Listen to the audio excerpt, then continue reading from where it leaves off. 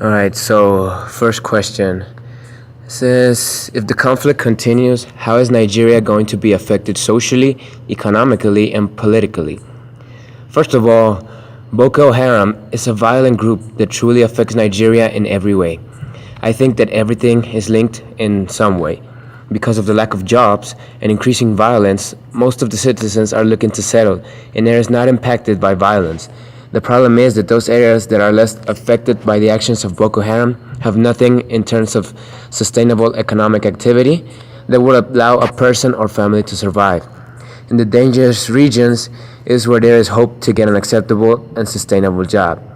I think that if the president does not take action soon to bring more stability to the country, these are people who should have been farming, producing food for the region and the whole country, but are squatting in other people's houses.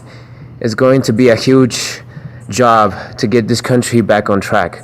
And it's going to have a huge impact on the country's future prospect if the conflict continues. Now, how are the countries around Nigeria participating in the conflict? In this case, for Boko Haram, it has been to strike back, meeting violence with violence. Nigeria and 4 of its neighbors in West Africa declared war on the Islamic group. I think that the French, British, and American agents providing intelligence to Nigeria, which plans to deploy 20,000 troops against Boko Haram. I also believe that there are some safe school initiative for northeast Nigeria and who also plans to create new jobs. Now, why do I think it affects internationally? I believe that most of the people is traumatized with the violence and horrible acts that Boko Haram has made. I watched in the news that US is taking part, deploying troops and army to fight Boko Haram. And there are some organizations and groups that are giving their opinions and that want to help somehow, especially to the children and women affected. And let's see. What would happen if the Boko Haram accomplished their goal of imposing Islamic religion? Well, I think that all of Africa will be at risk because Boko Haram wants an Islamic state in the north, imposing Sharia law on everyone. Hence, everything that is an obstacle to implementing that goal becomes a target for violence.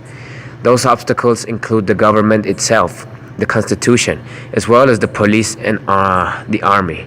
So if nowadays, before imposing their goal is creating violence, the next thing that will happen after impose the Islamic State will be more violence, and if Islam overruns Nigeria, the rest of Africa might easily fall prey to them.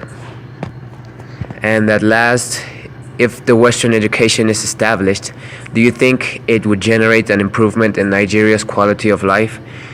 In my opinion, it would benefit Nigeria if the Western education was established, because it would bring several benefits in every way, taking into consideration the economical aspects and social aspects.